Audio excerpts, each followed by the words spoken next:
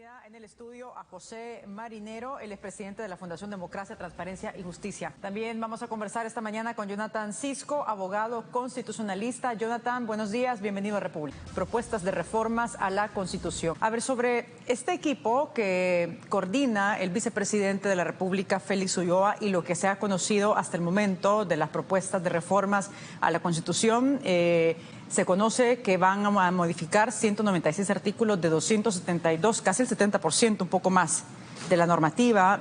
José, ¿cuál es tu lectura sobre esto? Es decir, el trabajo que ha estado desarrollando hasta el momento esta comisión y las intenciones que pudiese tener el gobierno de reformar la Constitución y el objetivo principal. Efectivamente son 196 artículos. Pero hay que recordar que hay 21 artículos en la Constitución que son disposiciones transitorias, que tuvieron su utilidad en el momento de creación de la Constitución. Con lo cual, en realidad, son 21 artículos menos, y esto al final supone que 196 de más o menos 250 artículos, es sobre el 70% de la Constitución va a ser reformada según esta propuesta de la Comisión ad hoc. Yo creo que desde esa perspectiva, desde el volumen de la reforma, sin conocer todavía el contenido, estamos frente a una verdadera constituyente, una constituyente velada, digamos, que además representa un proyecto, en mi opinión, personalista.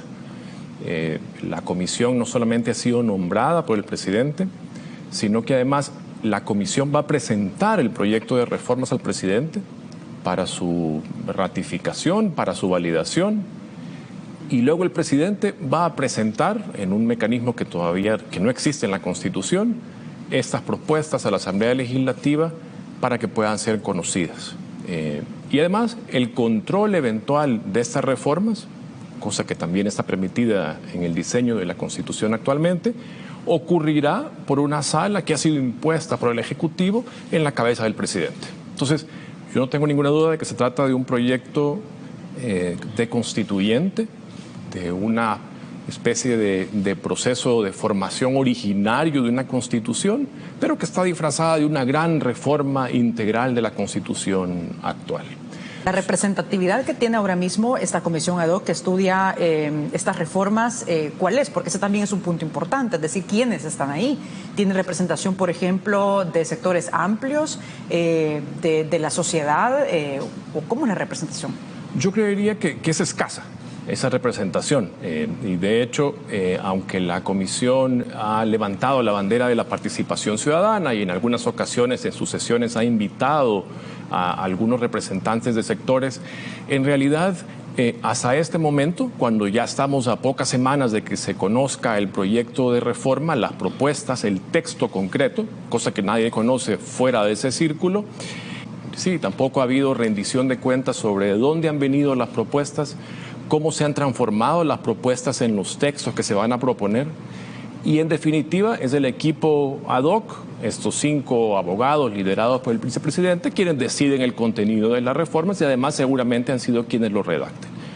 Pero más allá de este equipo ad hoc, en realidad, de la boca del señor vicepresidente, hemos conocido que quien realmente va a aprobar las propuestas de reforma es el presidente de la República.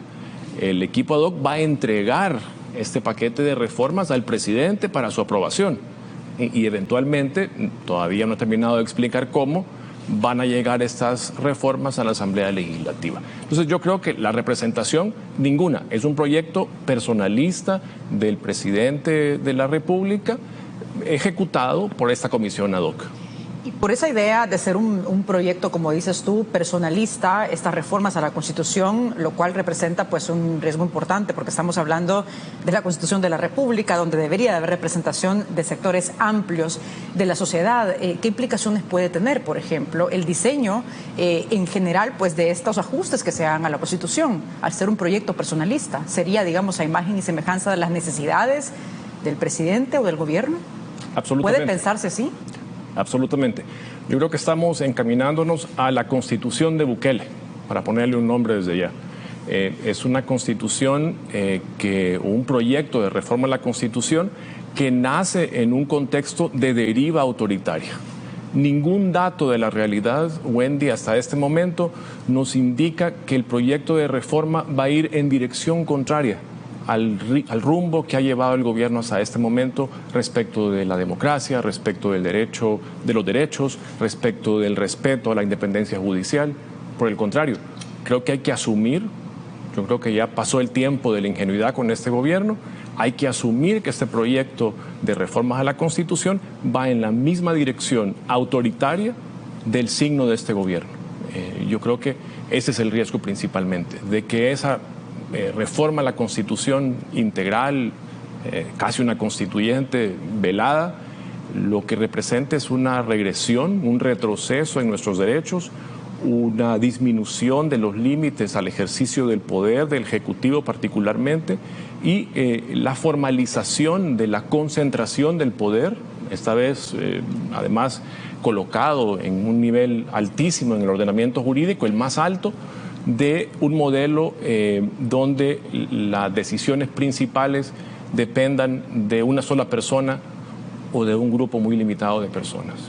A ver, Jonathan, con esos elementos que ha descrito José Marinero, primero, ¿se coincide usted con estas apreciaciones? Y segundo, ¿cómo se puede entender, por ejemplo, la intención del gobierno a raíz de varias decisiones que se han tomado y aspectos que han sido cuestionados donde el Ejecutivo y el presidente han transgredido la misma Constitución de la República, así lo ha sido señalado por diferentes sectores, y que pues esté, digamos, próximo a conocer este proyecto de reformas a la Constitución? ¿Qué se puede esperar? Bueno, me gustaría retomar parte de la jurisprudencia que se emitió durante la pandemia. En la sentencia de inconstitucionalidad 6/2020 se expresó lo siguiente: la razón de que El Salvador cuente con tantos reemplazos constitucionales a lo largo de su historia se debe a circunstancias particulares. 1. Los múltiples golpes de Estado que implicaron rupturas constitucionales. 2. Los reemplazos constitucionales como mecanismo del presidente de la República de turno para extender su mandato o pretender perpetuarse en el poder.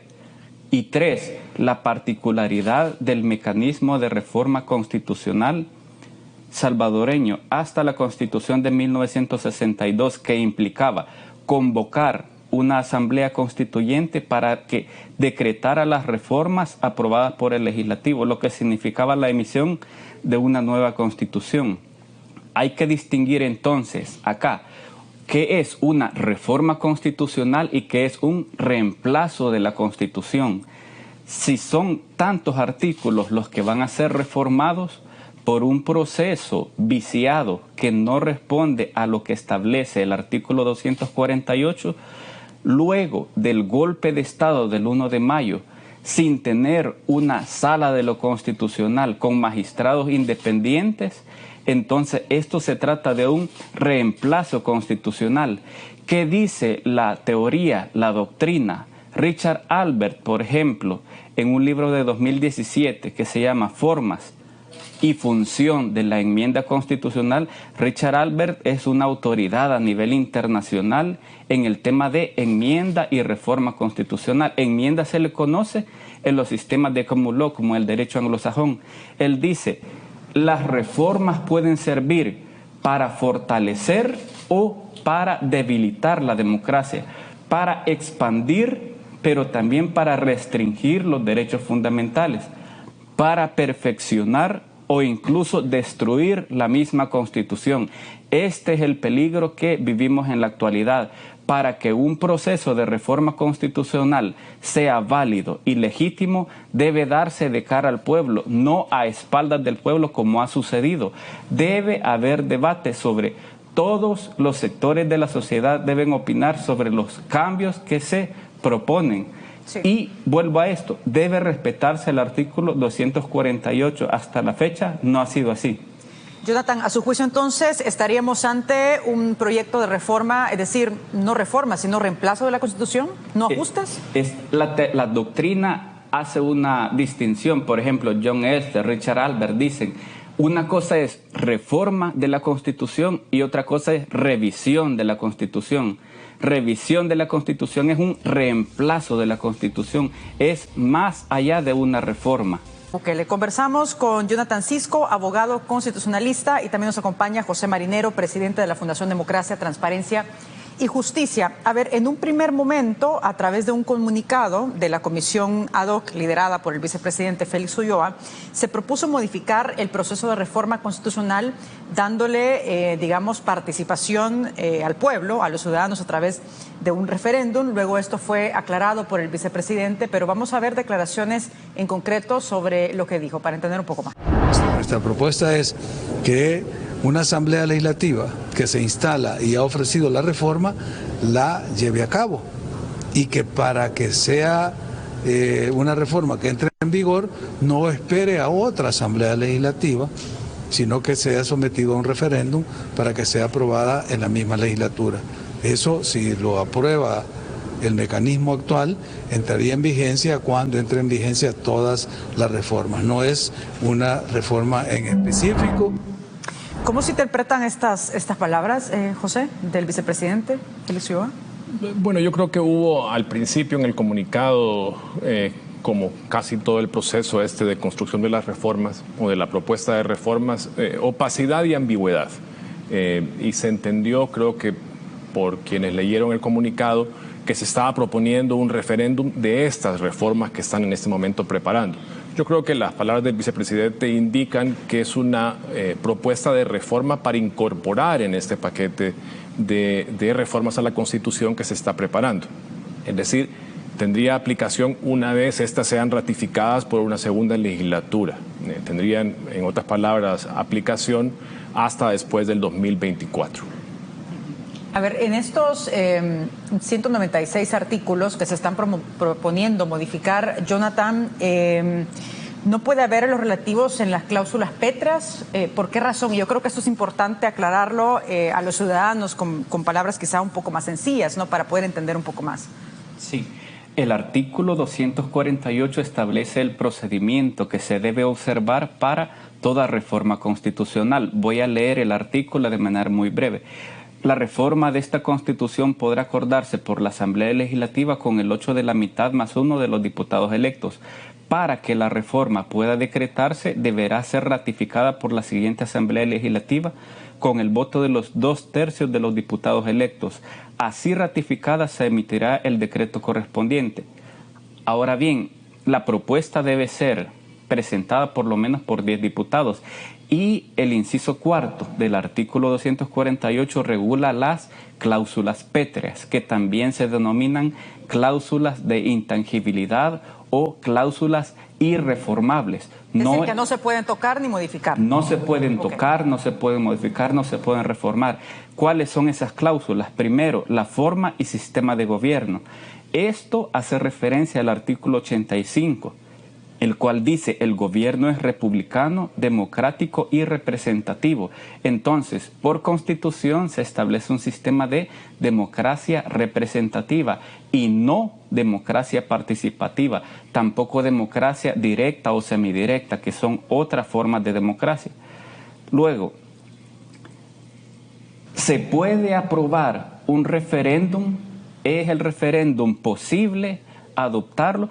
El artículo 73, inciso 2 de la Constitución dice: el derecho del sufragio comprende además el derecho de votar en consulta popular directa, contemplada en esta Constitución. Hace referencia al artículo 89, inciso 3. Ahora, ¿qué más comprenden las cláusulas pétreas? Se denomina cláusulas pétreas, se divide entre explícitas e implícitas. La jurisprudencia en la sentencia de inconstitucionalidad 7/2012 dijo: los derechos fundamentales son cláusulas de intangibilidad implícita, es decir, no se puede reformar en menoscabo un derecho fundamental, no se puede limitar, no se puede restringir.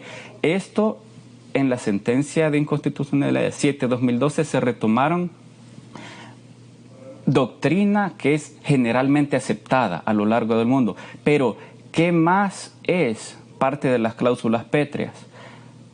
Por ejemplo, el artículo 248 dice: al territorio de la República, hace referencia al artículo 84, y a la alternabilidad en el ejercicio de la presidencia de la República. Es decir, el plazo establecido a día fijo, dice el artículo 154 de la Constitución, el periodo presidencial será de 5 años y comenzará y terminará el día 1 de junio, sin que la persona que haya ejercido la presidencia pueda continuar en sus funciones ni un día más. Esto está relacionado con la historia del constitucionalismo salvadoreño, que las reformas constitucionales se utilizan para perpetuarse en el poder, para legitimar golpes de Estado, para de manera simbólica decir vamos a dejar el pasado atrás y vamos a continuar con otra historia, cuando en realidad el objetivo es controlar, cooptar la institucionalidad del Estado. Todo esto son cláusulas pétreas y la jurisprudencia ya se ha referido a la alternabilidad en el ejercicio de la presidencia en la sentencia 163/2013. Dijo la sala que ni siquiera puede ser candidato una persona si en el momento de presentar su candidatura en el periodo anterior fue presidente. Entonces debe esperar no solo un periodo presidencial, por lo menos deben pasar 10 años sin que esa persona haya ejercido la presidencia para ser candidato. Y esto ya lo ha dicho la doctrina a nivel internacional. Por ejemplo, el constitucionalista finés Aulis Aarnio ha dicho, existen reglas tipo, las normas constitucionales se dividen en dos, normas tipo regla y normas tipo principio. Cuando la jurisprudencia ya se ha manifestado al respecto y ha realizado una interpretación de una disposición constitucional, se conoce como una regla no ambigua.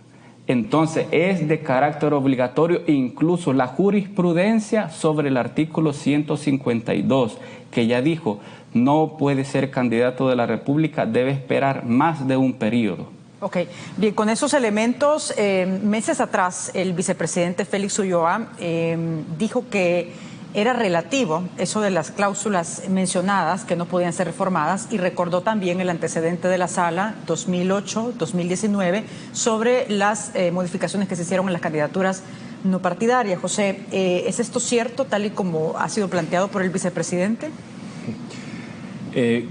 Quizás para retomar las palabras de Jonathan, las cláusulas pétreas son normas tan importantes que cuando se redacta la Constitución y se aprueba, se decidieron proteger de forma tal que ninguna reforma futura pudiese afectarlos. Es una especie de núcleo duro de la Constitución y por eso se le llama... Que se protegiese a sí misma, ¿no? Que se protegiese a sí misma, justamente. Y de hecho, la reforma a la Constitución en la teoría se ve también como una especie de garantía a la Constitución para que se pueda adecuar a los tiempos, pero sobrevivir estos cambios y permanecer como el documento, la guía fundacional del derecho de ese Estado.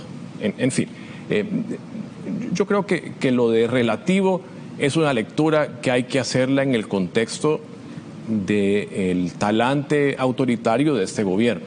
Yo creo que sobre las reformas es importante hablar del contenido que todavía no conocemos, que está nada más enunciado en el comunicado que ha emitido la vicepresidencia, pero igual de importante o quizás más importante es el contexto en que se está preparando esta reforma a la Constitución, esta reforma casi integral, un reemplazo que le llama Jonathan, un reemplazo constituyente de nuestra Constitución del 83. Y ese contexto, Wendy, hay que enfatizar, es un contexto autoritario de resistencia a los controles del poder del Ejecutivo, de resistencia a la independencia judicial. El presidente no ha tenido nunca ningún empacho en expresar su desagrado, su inconformidad con el ejercicio del control constitucional que ejercía la legítima sala que fue descabezada el 1 de mayo. les llamó incluso corruptos a los magistrados y otros epítetos, se ha resistido a cumplir sentencias durante la pandemia, violó sistemáticamente derechos de los salvadoreños encerrándolos a la fuerza, a pesar de órdenes en contrario por parte de la Sala de lo Constitucional. En fin, ha habido, creo yo, un patrón que ya no puede atribuirse a un accidente, a una casualidad, un patrón de resistencia a los controles del ejercicio del poder del Ejecutivo. Hay una profesora de la Universidad de Chicago, la profesora Dixon, que hizo una especie de mapeo de las reformas a la Constitución en una dimensión comparativa en los últimos, me parece que eran 30 años. Y entonces intentó identificar cuáles eran los motivos atrás de estas reformas a la Constitución. Entonces, básicamente en su descripción dice que hay dos grandes motivos para reformar la Constitución, en este análisis comparativo que hizo. Esto ya más allá de la teoría, es un análisis comparativo de la práctica de las reformas a la Constitución. Y dice, bueno, un motivo principal es porque las condiciones fácticas, el contexto, la sociedad ha cambiado. Y entonces hay que cambiar las reglas que fundan esa sociedad, para representar mejor, para expresar mejor la nueva realidad política, económica, social. Y entonces, bueno, en la medida en que, por ejemplo, se expande la protección de los derechos, hay que reconocer esa protección en la Constitución. En la medida en que queremos controlar mejor al Ejecutivo, pues se instauran ahí también en la Constitución algunos controles adicionales. En fin, se va, digamos, actualizando la Constitución, el texto de la Constitución a la realidad. Y el otro gran motivo que encontró en su análisis comparativo es nada menos y nada más que la molestia, que la inconformidad, la incomodidad de los poderes ejecutivos con los tribunales constitucionales. Este ha sido un gran catalizador de las reformas a la Constitución en el ámbito comparativo. Es decir, los gobiernos se sienten motivados a promover reformas a la Constitución cuando el control que ejercen los tribunales constitucionales les es incómodo porque limita el uso arbitrario de su poder. ¿No le sería suficiente a esta administración del Ejecutivo, José, de acuerdo con lo que planteas, por ejemplo, que la Sala de lo Constitucional esté vinculada al gobierno? Absolutamente. Yo creo que hay que recordar que tenemos ya un ejecutivo de Bukele, una asamblea de Bukele, una sala de Bukele. No estamos hablando solo del Ahora gobierno. hay que llevar esto a la regla, a la norma. Y esto, pues, lo que hace suponer es que van a cambiarse las reglas para que sobre la elección de esos magistrados, sobre la elección del Tribunal Constitucional, que además se ha anunciado va a reemplazar a la actual Sala de lo Constitucional, haya una incidencia del Poder Ejecutivo en la cabeza del presidente Bukele. Continuamos analizando las reformas a la Constitución que están siendo estudiadas por el vicepresidente de la República, en la Comisión ad hoc. A ver, para los dos esta pregunta, porque me parece clave este aspecto que se ha mencionado mucho. Se hace alusión también al artículo 83 de la Constitución que habla de la soberanía que reside en el pueblo. Y a la hora de analizar los discursos y la narrativa, no solamente del gobierno, del presidente, de funcionarios, utilizan muchísimo la palabra pueblo, ¿no?, para poder tomar muchas decisiones. Jonathan, ¿es válido, digamos, el alegato de la soberanía popular para poder tomar ciertas decisiones y qué límite tiene dentro de la misma Constitución? Bueno, hay que distinguir. Cuando uno estudia lógica jurídica, le explican que hay algo que se conoce como falacias y hay una falacia ad populum. Cuando un político dice soy representante del pueblo y el pueblo dice tal cosa, no, es falso. Eso lo está diciendo el político. Vamos a ver, para tratar de hacerle ver a la población qué significa proteger el orden constitucional en la vida cotidiana. ¿Qué es lo que ha venido haciendo la Asamblea Legislativa desde el 1 de mayo? Primero, quitan a la Sala de lo Constitucional porque le molesta al presidente que controlen, que defiendan el orden constitucional. Destituyen a los magistrados, eligen a magistrados por un proceso que es distinto al proceso reconocido en la Constitución. Es una elección inconstitucional de magistrados afines. Eligen a un fiscal que es afín a ellos. Aprueban una ley que le otorga inmunidad a los actos de corrupción que sucedieron en el 2020, la ley Alaví. Aprueban la ley Bitcoin. Veamos, las personas que nos están viendo en la casa, el político dice: somos representantes del pueblo, el pueblo está a favor de que aprueben la ley Bitcoin. Yo no lo creo.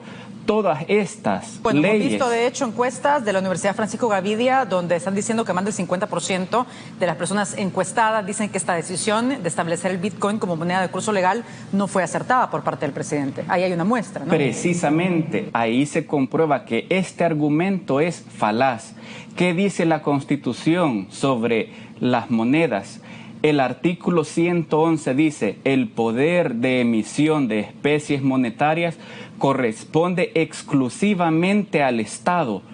La ley Bitcoin es inconstitucional, como la destitución de los magistrados, la elección de magistrados afines al presidente, las reformas a la ley de acceso a la información pública, que son el tiro de gracia a un derecho fundamental, la aprobación de leyes penales violando el artículo 21 de la Constitución.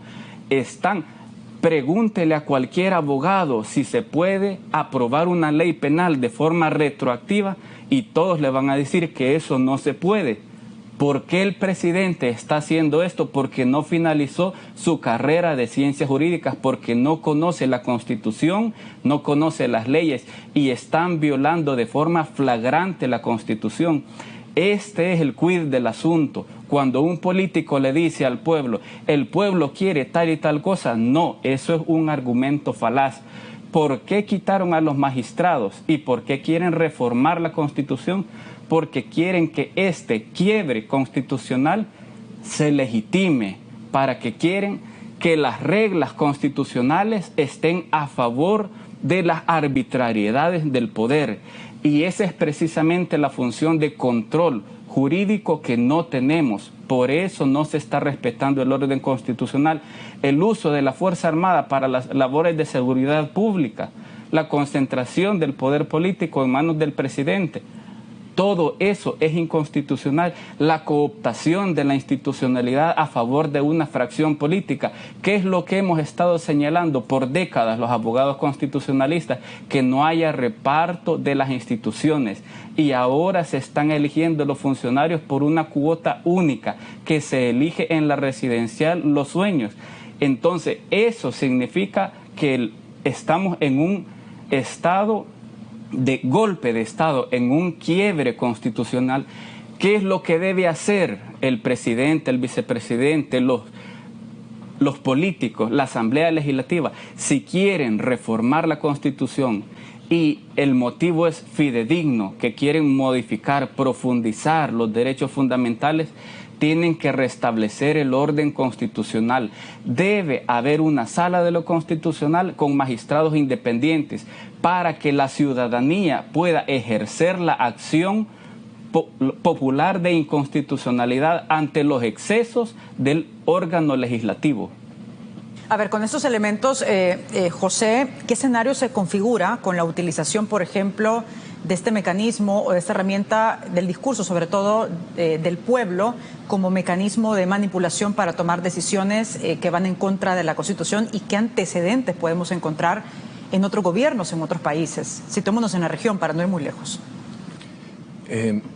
Bueno, yo creo que hay que comenzar diciendo que las constituciones, efectivamente, como cualquier cosa, se pueden reformar. Pero creo que antes de reformar, y esto es importantísimo recordarlo, particularmente en este momento, hay que responder 3 preguntas que son clave. Y la primera pregunta es precisamente ¿quién quiere reformar la Constitución? Y el discurso de que es el pueblo que quiere reformar la Constitución, creo yo que rápidamente se cae cuando comprobamos, como ya hemos conversado antes, que este es un proyecto personalista que nace en la presidencia, se ejecuta en la vicepresidencia y va a ser aprobado, primero validado por la presidencia, luego se va a llevar a la asamblea de Bukele y va a ser controlado, si es que se pudiera, por una sala de Bukele. Entonces, no es el pueblo que está pidiendo esta reforma a la Constitución, es el presidente Bukele y su gobierno que está llevando a cabo un proyecto de reforma. Esa es la primera pregunta. Entonces, en este contexto, hay que decirlo con toda claridad. Esta es la Constitución de Bukele, del gobierno de Bukele. Incluso puede personalizarse en la cabeza del presidente. La segunda gran pregunta es, ¿qué se quiere reformar? Hasta este momento, lo único que existe es ese comunicado que escribe a líneas gruesas cuáles van a ser las reformas. Habla de reforma al sistema judicial, habla del reemplazo de la Sala de lo Constitucional, habla de mecanismos de participación ciudadana o democracia directa, y digamos que no hay más claves, y yo creo que por transparencia, rendición de cuentas, el Ejecutivo debería de revelar el contenido de esas reformas para que en realidad puedan discutirse y a ver qué es lo que quiere hacer el presidente Bukele con estas reformas. Y luego la tercera gran pregunta que hay que resolver, que hay que preguntarse, que hay que hacerse en este momento es ¿para qué se quiere reformar la Constitución? Bueno, yo coincido con el análisis, el diagnóstico de la profesora Dixon de la que hablábamos antes. Yo creo que aquí hay un evidente malestar con los controles al ejercicio del poder del Ejecutivo por parte de un tribunal constitucional. Y ese puede ser el catalizador principal para la reforma. Pero también hay otros, me parece a mí. Yo creo que el discurso refundador de la República en el que se ha subido este gobierno, creo que es también, puede manifestarse, puede expresarse en el instrumento jurídico. Y digamos, sería la representación formal más útil posible para expresarle a la población de que se ha refundado y que se está comenzando de cero. Y además, vean esto, es una excusa perfecta. ¿Por qué? Porque mientras no se apruebe la Constitución, la nueva reforma en la Constitución, todavía tiene el gobierno la excusa de que las cosas no caminan, de que las cosas no funcionan, porque el pueblo aún no ratifica, aún no aprueba la Constitución, la nueva Constitución. Y además se convierte en la bandera de campaña del año 24. Asumiendo que tendremos elecciones libres y competitivas, evidentemente la gran bandera de campaña, la gran promesa de campaña del año 24 va a ser la reforma a la Constitución. Necesito mayoría absoluta nuevamente en la Asamblea Legislativa y necesito a alguien que sea afín a mí, con la finalidad de que esta reforma se vuelva en realidad y la gran promesa de la refundación de la República pueda cumplirse. Pero para eso necesito que me den una asamblea mayoritaria nuevamente y necesito que elijan a mi reemplazo. Yo creo que por ahí están las razones de la reforma a la Constitución en el caso salvadoreño. Analizando los ajustes o modificaciones de lo que se ha conocido hasta el momento, porque no tenemos mayores elementos para saber qué otras modificaciones exactamente se van a hacer, sino que información que ha compartido la comisión ad hoc liderada por el vicepresidente Félix Ulloa. Tengo varias preguntas, y sobre todo en redes sociales, pero antes quiero acotar este punto que me parece clave, Jonathan y José. Una reforma a la Constitución o un reemplazo, como dices tú, Jonathan, a la Carta Magna del país que no cumpla, por ejemplo, que tenga vicios de inconstitucionalidad, ¿debería ser acatada por los ciudadanos? Ese es el tema. Nosotros no estamos en un Estado constitucional de derecho porque no hay una sala. ¿Quién cumple la función de defender la Constitución? Un órgano judicial especializado que conoce en materia constitucional. La sala, en otros lugares es tribunal, corte. Entonces, en un Estado de derecho, los ciudadanos pueden presentar una demanda de inconstitucionalidad en contra de todo acuerdo de reforma. Por eso es tan importante que se cumpla con el artículo 248, que establece las reglas y procedimientos a seguir, el umbral de votación, por ejemplo, la sentencia de inconstitucionalidad 7/2012 que establece la fase informativa. No puede una misma asamblea aprobar y ratificar, deben ser dos asambleas distintas, pero debe existir un periodo en el que los ciudadanos conocen el proyecto de reforma, el acuerdo de reforma, para que si existe alguna reforma que es inconstitucionalidad, puede acudir a la sala, a un tribunal independiente que va a defender la Constitución. Ahora bien, una pregunta, Jonathan. ¿Puede acudir a la sala un ciudadano que esté inconforme con esta reforma que se haga a la Constitución cuando la misma sala de lo constitucional está vinculada al Ejecutivo? Es decir, ¿qué se puede esperar sobre eso? Como no hay un orden constitucional, sería improductivo. Quiero hacer una reflexión acá. Por ejemplo, en otros países, en Sudáfrica, saliendo del apartheid, empezaron un proceso de reforma constitucional que tiene ciertas características. Voy a leer un poco sobre lo que ha escrito Richard Albert. Dice: su implementación trajo cambios significativos en la estructura del Estado y también empezó a incrementar la libertad de los ciudadanos, a expandir oportunidades para ejercer derechos democráticos, liberales y libertades, a robustecer la elección popular. Esto fue posible solo gracias al proceso estructurado del cambio constitucional formal que los actores políticos siguieron de manera pacífica, transparente y con la predictibilidad que solo las reglas formales de cambio constitucional pueden brindar. Aquí es importante esto: una reforma constitucional refleja las prácticas democráticas de los actores políticos, pero también refleja y legitima las prácticas antidemocráticas. Y a esto quiero hacer alusión. Como no existe una sala independiente, es muy difícil que los magistrados de Bukele vayan a declarar inconstitucional una ley de la Asamblea de Bukele. Es muy difícil que los magistrados de Bukele vayan a declarar inconstitucional un acuerdo de reforma constitucionalidad que sirve al Ejecutivo, que, tal como lo ha dicho José Marinero, el colega, está en la cabeza del presidente. Todo este proceso de consulta que se dio a espaldas del pueblo va a casa presidencial y es el presidente quien va a decidir qué reforma va a proponer. ¿En qué parte del artículo 248 dice la Constitución eso? En ninguna parte. El procedimiento de reforma se está dando de manera inconstitucional porque no se están siguiendo las reglas y procedimientos del 248. A ver, tengo poco tiempo y hay otro punto que no quiero que se me escape, José, porque otra de las propuestas que hasta el momento se conocen es la creación, por ejemplo, de una Contraloría General del Estado que sustituya a la Corte de Cuentas. Dos preguntas en concreto. ¿Es acertada esta decisión?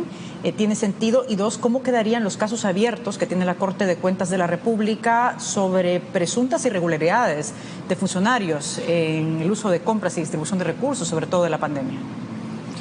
Bueno, sobre lo primero me cuesta responder porque no conocemos el contenido. Nada más se enuncia en el comunicado que habrá la creación de un sistema de Contraloría Social que incluye una nueva Contraloría.